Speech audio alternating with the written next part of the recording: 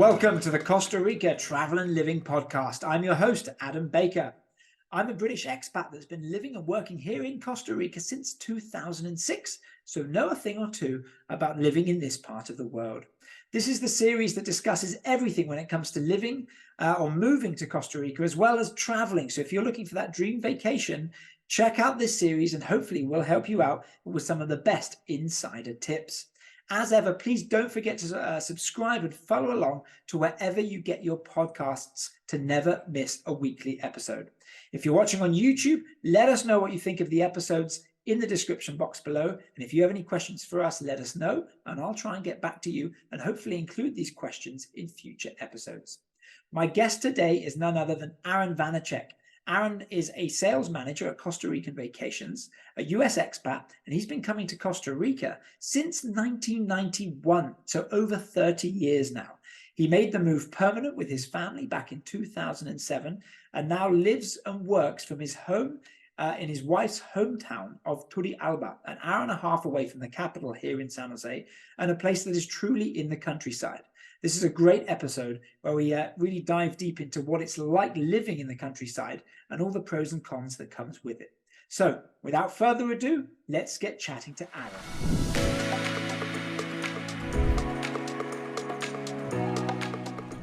Good morning, Aaron. How are you doing, mate? Good to see you.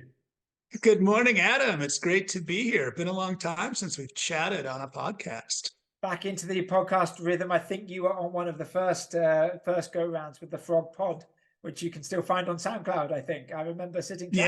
Yeah, back in the day at the old office, we would do a couple, I think. How crazy is it that it's like, I mean, 3 years more or less since the pandemic, and a lot of us are working from home. It's a bizarre, I can't believe how quickly time has gone by. You know what? Those 3 years, it's gone by quickly, but at the same time, in the middle of those 3 years, it seemed like every year was like a decade. Yeah, because you were trapped in your house and you wanted to be, yeah, sharing this paradise that we live in with other people. And when the borders were closed for those 6 months or 8 months, it was brutal. Yeah. But now we're back. Now we're back, ready to receive all the guests and visitors that want to come down. It's been fun seeing them enjoying everything we kind of take for granted because we live down here. I think that's really true. And I remember, like, whenever we get a chance to meet our clients, it always gives you the memory of what it was like coming down to Costa Rica for the first time and trying to get in that same level of excitement. Or like new travel consultants, when they come in and they start working, they see what we're selling and you kind of get inspired again. Well, that's just it. When I have the chance to meet our guests in person, seeing Costa Rica for their eyes for the first time sends me back decades to my first trip down here in 1991, when I couldn't believe how beautiful the country is and how warm the people are. And even when I train and work with and take new travel consultants around to show them the properties and the places that we offer everybody on a daily basis, they're just they pinch themselves and can't believe that we actually get to live here. So to live and sell the dream, as it were. Yeah, exactly. And speaking of selling the dream, I mean, that's the idea of this travel and living podcast. As you know, we get many people, not just travel, but travel with the possible future insight in maybe retiring here or living or moving down, as many of us have. And you touched on it there, 1991, over 30 years ago, since you first came to Costa Rica. For those who don't know, give us a little bit of the story as to what brought you to Costa Rica in the first place. Yeah, I mean, I love telling the story because it brings me back. My senior year in high school, my parents made the decision to host an exchange student from Costa Rica, and he became like a brother to us. So he left at the end of my senior year in high school, moved back to Costa Rica, and we were always thinking, like, wonder where he lives. So when I was a sophomore in college, I came down. It spent the holidays here. It was like I want to say it was like a month-long trip to see him and a bunch of other exchange students we got to know and really care about, and became family members to some extent to them. So got to, go to them. They were all rural ticos. We weren't in the city. We were out and about in the countryside, and really got to see Costa Rica in a different light than it is now. It wasn't as developed as it is now, but it was equally beautiful, and in some respects even more beautiful than it is today. Yeah. Some of these beaches that I went to, but I came down and I got the bug, kept coming down, and Came down a couple times in college. Then after graduation from college, I came down and then kept, coming back and back. And I've been down here since 2007 consecutively with my wife and kids. Amazing. It's really interesting chatting to different friends and colleagues around the country on this podcast, because it's fascinating to see how many different reasons keep cropping up as to the story. So in your case, it was an internship with somebody that was staying in your place when you were younger, and that brought you to the country, as opposed to tourism or a vacation or your parents, or you saw something later on. It is fascinating. You said you came down permanently in 07. With your family. Yes. How did you meet your wife here? Did you meet your wife up in the States? Actually, I met my wife on a previous stint in I want to say, she's going to kill me that it doesn't pop in my head immediately, but 1999, we met at a dance club. She's a local. She's a tica, as they call Costa Ricans down here. And we hit it up, and then I got a job opportunity to move from Costa Rica to Miami. Wanted to take my tica with me, so we moved to Miami. Spent about 6 years in Miami, and from 2001 to 2007.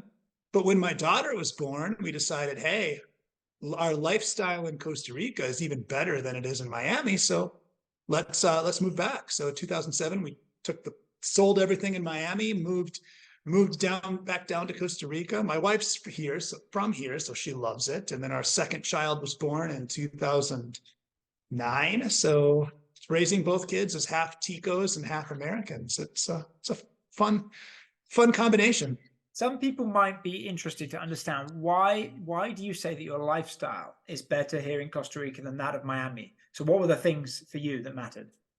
Well, I mean, the pace, I think. In Miami, I love visiting Miami, but not so much living there. It's it's a big city. It's a lot of hustle and bustle and things like that. And I moved from Miami to the capital of, Costa Rica, in San Jose, a suburb called Escazú, which is close to where you live, of course.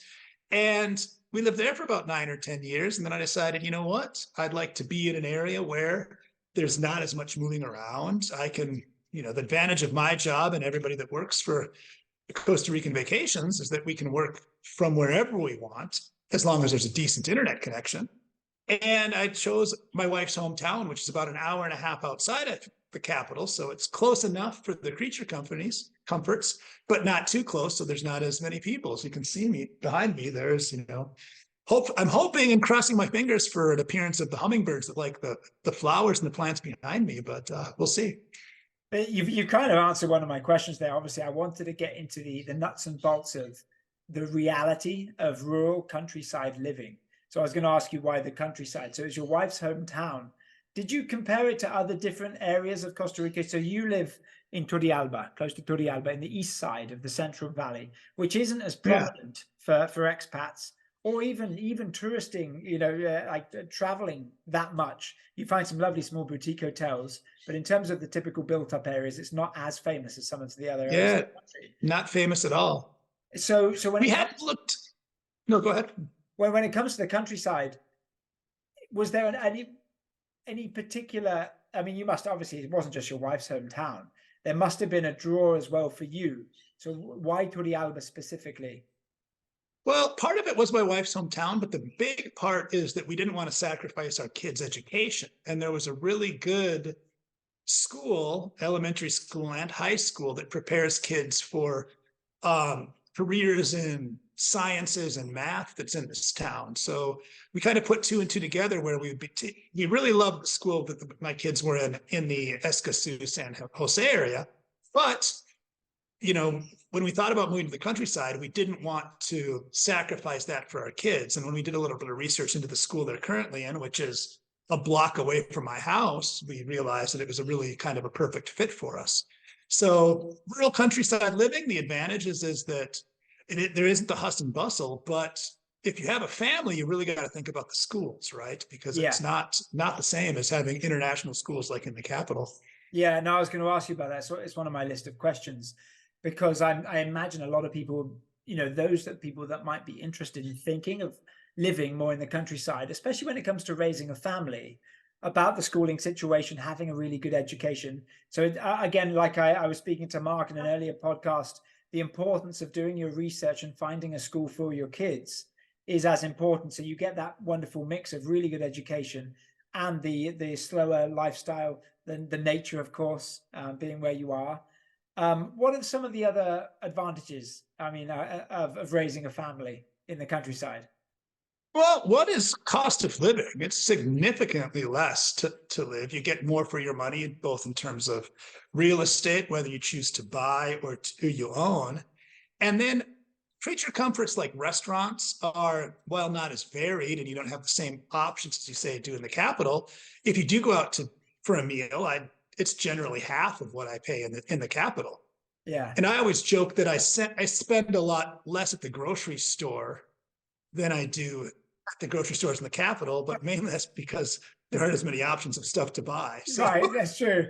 I mean, my God, so you can spend a lot of money in some of the, the bigger supermarkets. well, you go to some of the more the supermarkets with greater variety. You're like, ooh, you get all the cravings for stuff that you get back home, so you buy all that stuff, which is much more expensive than in the U.S. But I think the other thing is just being able to go for a morning walk. In the area where I live, my wife and I go out for a morning walk around 6 a.m. before the kids get ready for school, and it's quiet. You hear the toucans. You hear the other, birds flying around, starting out the day. Yeah, you don't really get that in the larger cities. So that's a really nice experience too. It's funny you say that. In generally, it's very true. And like you say, I'm just on the west side of San Jose in an older area called Romoser. And during the pandemic, I live in front of this valley. So there's still, you drop off and there's a river at the bottom. And I remember before the pandemic, you'd hear in the rainy season, the green season, a little bit of wildlife when it gets everything in bloom. But after those few months of like kind of not very much movement, the amount of tropical sounds that I heard, much like a rainforest, the cicadas, the birds, I couldn't believe how much more I heard. And I don't know if that was down to simply less traffic and noise pollution, or if it was simply for more life coming back. Because, I mean, you're right. When you're in the center of San Jose, it's hustle and bustle, nearly 1 million people, not the biggest city, not the most attractive, but certainly very, very loud and busy, as I say. I was surprised even just a few kilometers outside the center, how much I could hear just from the valley in between these suburbs. So again, it's like we forget the kind of tropical paradise where we are, even in and around the Central Valley. Well, but even where I live, where there's not as many people as in the Central Valley, I noticed a significant difference between wildlife, both birds and also mammals and reptiles that I would see around where I live versus before the pandemic. All the animals started moving back as people were gone. So we do scare them away, regardless of where we live. It's kind of like, when you're choosing a hanging bridge tour in Costa Rica, you kind of want to go to the hanging bridges where there are no zip lines, right? Because the zip lines can scare some of the animals away. Whereas it's just an exclusive hanging bridge tour, you're going to see a little bit more. No, it's really true. It's really true. What expectations did you have before moving to Turrialba in the countryside, knowing that you were going to move there with your wife, and were they met? Well, the expectations were met in terms of cost of living. One of the expectations I had was that, and this, I'm trying to say, I've seen my friends watch this, it took longer to develop friendships in the countryside than in the capital. Because in the capital, there's a lot of moving around. There's a lot more people that aren't really from that area.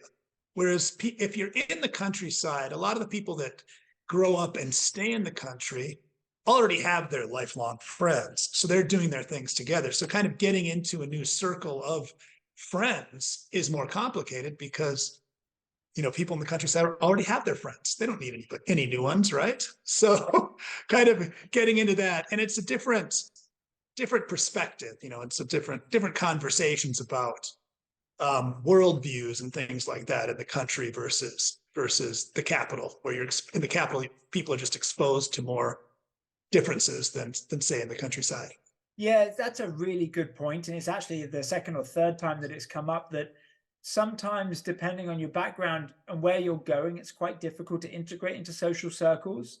I've had a couple of other guests that even found it hard, even around the Central Valley, to kind of, mix in with the social circles and try and generate more friends. sometimes it's a language barrier. Did you speak Yeah. Spanish? And if Yeah. not, how did you I find already, it? I learned to speak Spanish pretty fluently in college between a couple of different programs. And then once I graduated from college and started living more in Latin America, I became super fluent. So language is not a barrier for me. My wife is Tica. Yeah. So going up and speaking to any, and that's the thing about the countryside, right? There's not as many good English speakers. So if you don't speak any Spanish, you're going to have a lot of difficulty connecting with people in the countryside. It's improved. And if you live closer to tourist areas, there's a lot more people that have studied Spanish and kind of go for that. But in my case, my expectation, most of my friends, with the exception, like my coworkers are mostly all expats and then some Costa Ricans. But outside of my work environment, almost all my friends here in Costa Rica are Costa Ricans, both in the Central Valley and now here in Turrialba. Yeah, it's a really good point. So even though you say you spoke Spanish and you had no issues, and your wife was Tica, even then to find it difficult to kind of interact in the countryside more with kind of, I guess, smaller social groups, it's understandable. It must be quite difficult. When your friends ask you, and maybe you have friends or family or people listening to this podcast about coming down, what are some of the pros and cons? We mentioned a lot of the pros, but what are some of the downsides and the challenges that you face living a little bit outside? Well, I think a lot of times people have it hard to wrap their heads around pace and and getting things done, right? So, there's in the rural areas, there's not as much of a sense of urgency of getting things done quickly, or getting things done maybe sometimes for accurately, correctly. It's like, well, kind of almost, good enough for government work is what we say a lot in the US. So you'll see a lot of that. It's like, well, why don't you do this a little bit differently? And that's always a challenge, especially for us high-strung Americans that expect stuff to happen now. And that's just not going to happen at the banks or at the, if you're building something and construction workers kind of working at their own speed and things like that. And there's no way, pressuring a Costa Rican to do something faster. They're just going to go slower. It's kind of a passive aggressive answer. Oh, you think I'm slow now? Now that you've ticked me off, I'm going to go a little bit slower. It's funny for those watching on YouTube. I'm grinning from ear to ear because it's funny to hear you say the thing that we always say, but more so in the countryside. So the famous, Pura Vida Costa Rica lifestyle, whether you're in the city, whether you're on the coast, whether you're in the middle of the rainforest, or you're out in the countryside in the east, Turrialba, it doesn't really necessarily matter. It just sounds like that it would be even slower than the normal slow pace of life in Costa Rica compared to, the countries that we have come from, whether that be from Europe or from North America. It's hilarious to think that you would need to go with even more patience in the countryside to get those basic. You need a lot more patience, and you attract more flies with honey, right? So you got to be real strategic in how you request things. That's for sure. I remember when I first came to Costa Rica in 2006, and I was in Monteverde in the cloud forest, which nearly 20 years ago was even more isolated with the road up there. I remember queuing for the first time to cash a traveler's check when those things still existed.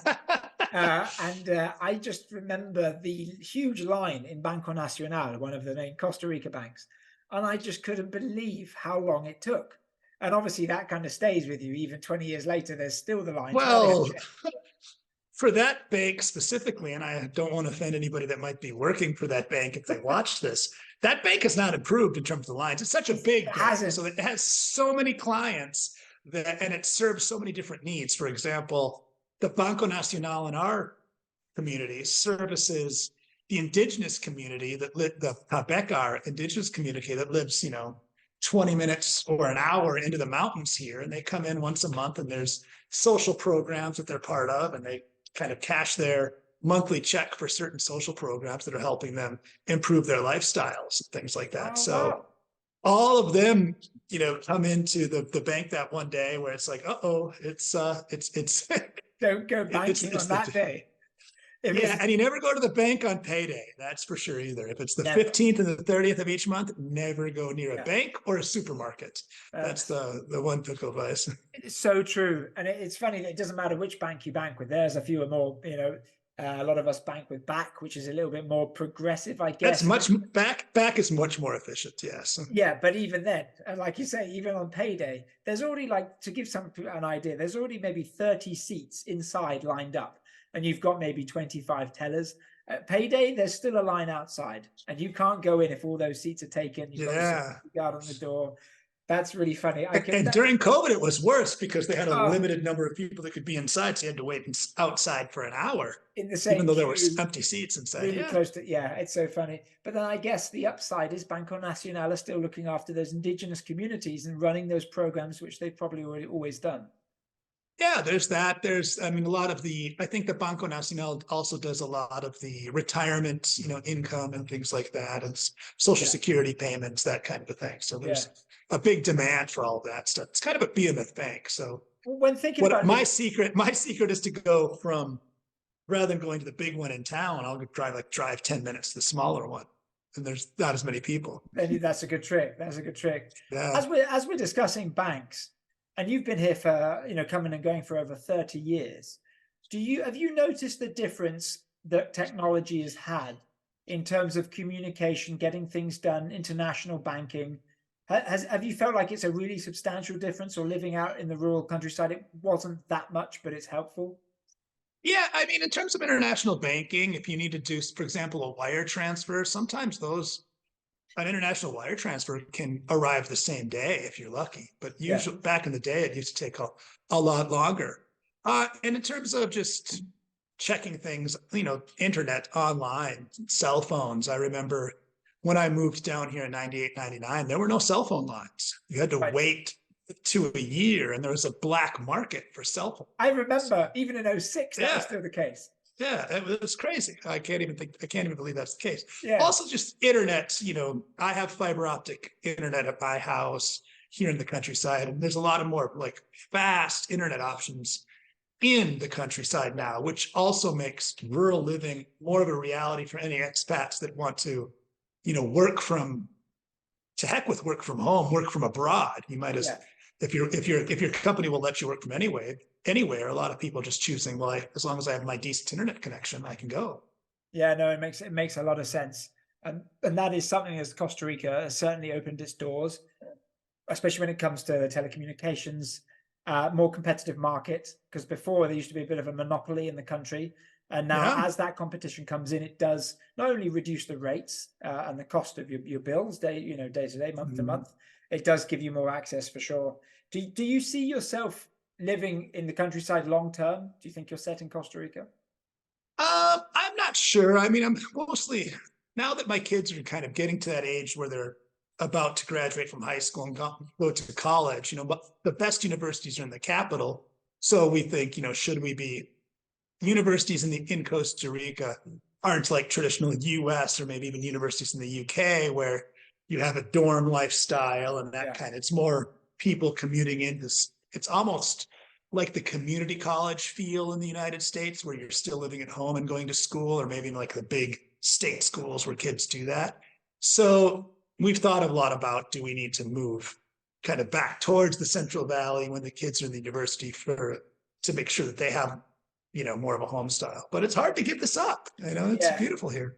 No, and you're not that far away. Well, I mean, Turrialba, what's that driving to San Jose? An hour and a bit? It's to the east side, hour and a half, to the west side, about 2 hours. Yeah. Do you think, given the choice, your kids having grown up where you are, do you think they would also probably in the future stay in the countryside? Do you think they'll probably go to the university, maybe stay in the center? They both dream, I think, of living and working in the United States for a little while, or maybe even in Europe. They want to spread their wings and fly. So I doubt they would live where we live right now. But who knows? Sometimes you need to expand your horizons to understand how good you had it before. So that whole grass is always greener. That's what I was going to say. I'm always trying to say that, ignorance is bliss if you haven't been there. But the moment you open more doors and you have that experience to at least compare and then make the decisions, right? You're always going to find pros and cons anywhere you go. but it's about finding what's Yep. right for you.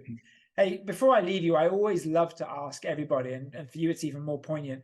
What essential tips would you give someone thinking about moving down to Costa Rica and even moving specifically to the countryside? Well, I think the most important thing is, understand distances to, if you have kids, schools, but also hospitals and medical attention, because a lot of times in the countryside, and we didn't really touch on this, the public option is the only option. So if you need access to healthcare, you have maybe something chronic or prescriptions and things like that. The best specialists are still in the capital. So it's harder to get that. A lot of them are having like satellite offices around the country. For example, my kid's orthodontist is based in the capital and comes here, once a month, that kind of a thing. But you need to think about healthcare options when you live out in the countryside. I have my brother-in-law's an ER doctor here in Turrialba, so I've got access to healthcare as quickly as kind of I need it. But those are a couple of things, and then just you might want to also think distance to the international airports.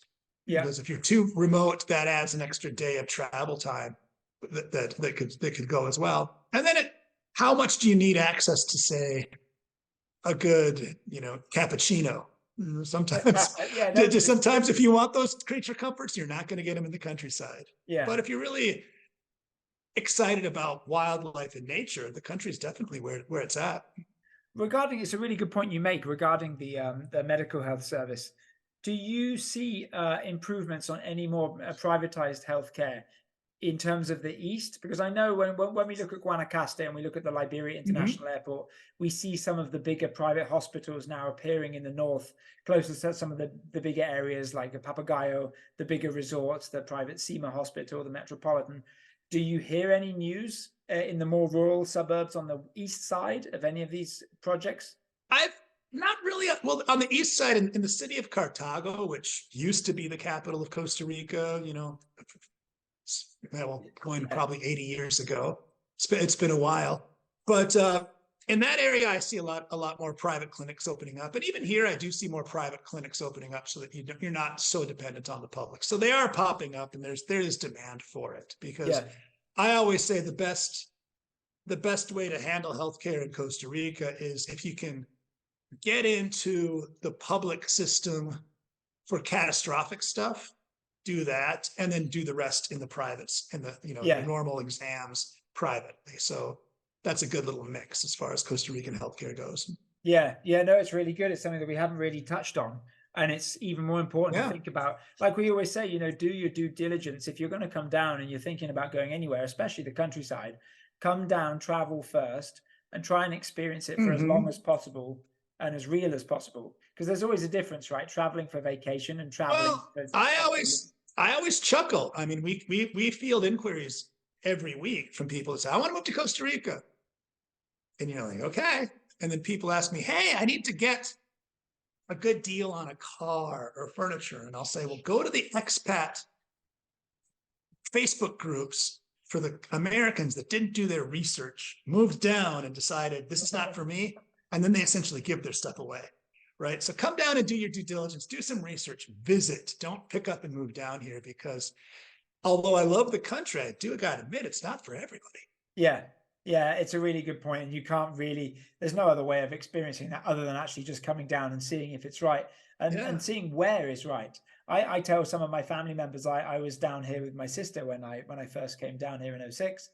And I'm like, oh, you've got to come back and experience the lifestyle that we live here in the Central Valley. It's completely different than isolated cloud forest region, without anything compared to, Yeah, and I mean, I go to the beach once every couple of months, 2 or 3 months. I'm not going to the beach all the time, hanging out and doing that kind of stuff. I'm just living life, working and sending the kids to school and grocery shopping. It's so true. People forget that there is beautiful beaches, but there's a lot more going on in Costa Rica, especially with all the mountains and the forest and the countryside.